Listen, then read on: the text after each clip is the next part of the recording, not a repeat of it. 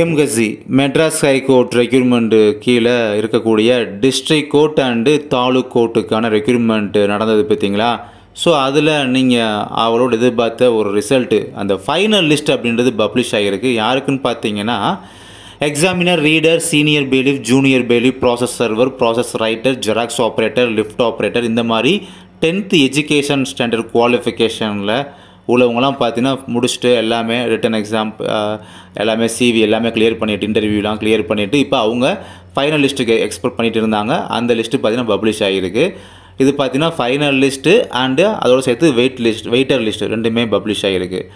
அதுக்கப்புறம் இன்னொரு அப்டேட் யாருக்கு பார்த்தீங்கன்னா டிரைவருக்கு அந்த 8th ஸ்டாண்டர்ட் குவாலிஃபிகேஷனில் டிரைவரும் பார்த்தீங்கன்னா அவங்களுக்கான ஸ்கில் டெஸ்ட்லாம் முடிச்சுட்டு ஃபைனல் லிஸ்ட்டுக்காக வெயிட் பண்ணிட்டு இருந்தாங்க பார்த்தீங்களா?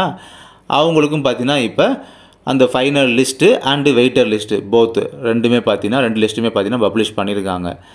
இது வந்து இப்போ லேட்டஸ்ட்டாக இப்போ நைட்டு வந்து அப்டேட்டு. இதை நான் இன்றைக்கி மார்னிங் ஒரு 7 o'clock பப்ளிஷ் ஆகிற மாதிரி செட் பண்ணி வச்சுருப்பேன் வீடியோ. ஏர்லி மார்னிங் இந்த வீடியோ நீங்கள் பார்ப்பீங்க.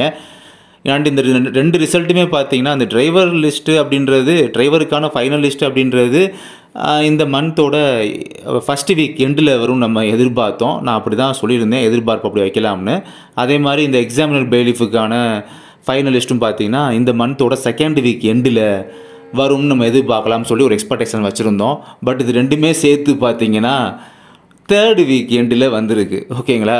ஃபஸ்ட்டு வீக் 2nd வீக்கில் எதிர்பார்த்த ஒரு எக்ஸ்பெக்டேஷன் அப்படின்றது 3rd வீக் எண்டில் வந்திருக்கு.